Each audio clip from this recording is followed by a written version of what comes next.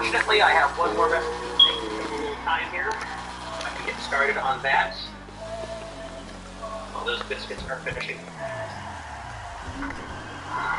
Tidy up my counter a little bit. Does anybody have any favorite pies in here? Something I should try to make tomorrow? Cherry. This isn't cherry pie season. I think Cora was saying something. Cora, were you telling us? Apple pie. I kind of thought about an apple, because it's pretty standard. Ginger snap pumpkin? That's very specific, Kira. A very specific request. Mine is also kind of an apple as well. I will take your request into consideration. Omelet your fire. Omelet pie. Who hired this kid? Alright, let's get some ingredients together. You may or may not believe it, but we're getting dry ingredients together and sifting. How about that? Starting with 8 ounces of all-purpose flour. I know it has very few ingredients. Nice and easy. I used to be enamored with recipes that had tons of ingredients. Not they needed to be that, but I find that your talent as a cook is how you can showcase just a handful of ingredients. You can make 3 ingredients shine, you're probably doing a pretty good job.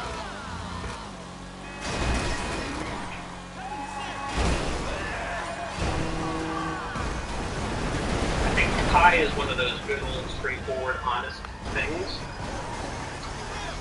I also used to hate making pie dough because it just feels like it's terrible to roll out.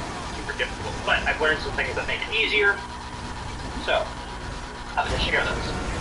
In terms of the dry ingredients, that is all you're getting for this recipe. So go ahead and sip it.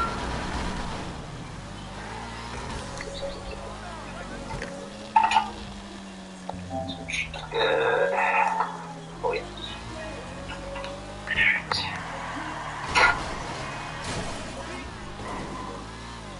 Alright, so I've got my flour. I'm going to set that aside. Next up, I'm going to measure some fats. I'm going to measure 3 ounces of vegetable shortening.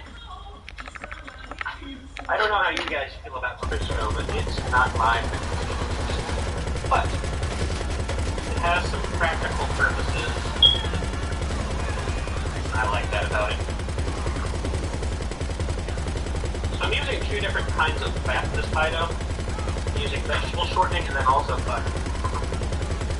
When I tell you I'm adding butter because it's flavorful and delicious and it's going to make a nice crust. When I tell you that I'm adding shortening because it's inexpensive and neutral and makes a good crust. The only reason I do this split of types of fat is that it's a balance of flavor and cost. If you wanted to make a really nice, really expensive pie dough, you could use just butter. Butter's kind of expensive these days. It always is. So you can also go real cheap and just make a pie dough using vegetable shortening, but it's not going to taste very good. So I find that play in the middle of the road is the place to be. But this recipe does have 2 different kinds of fat. Something worth mentioning about these 2 kinds of fat is that they're different. The shortening is room temperature, and the butter is cold, so they're going to squish differently. But the same things I told you before apply here. You want to work quickly, use just your fingertips, and we're actually working with much more fat compared to dry ingredients compared to the other recipes that I've already done today. So you're not going to get all of this fat cut into the flour. It's just not realistic.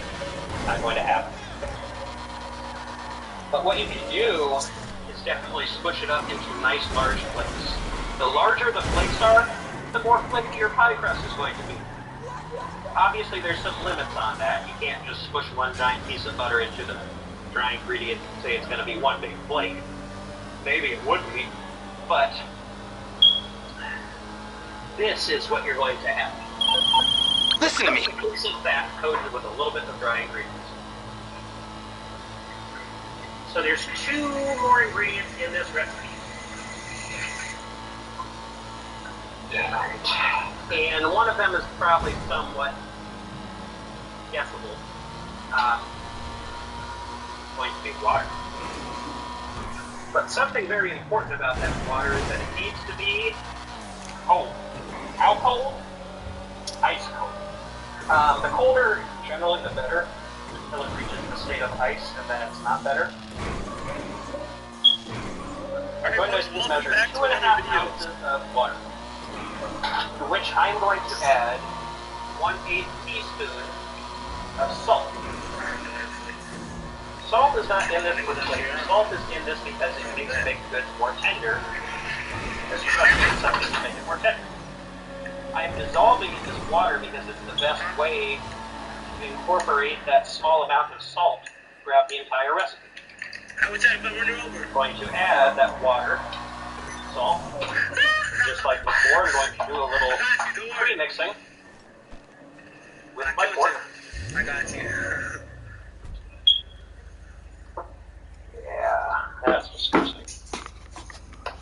Okay. Again, dumping it on the counter. You sugar? It's gonna be ratty. If you work your pie dough until like it's completely smooth and like super nice dough looking, it's gonna be garbage pie dough. Like total garbage. It should look disgusting and terrible, and then it will make great pie dough. You really just want to smush it together.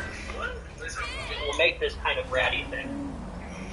I'm talking about freaking, And it's pie dough. We talked about gluten and the fact that when you knead something a bunch of times and work it, it develops a bunch of gluten. People don't usually want to call it pie crust. Got him. Because I want this to be a tender pie crust, I'm going to relax and rest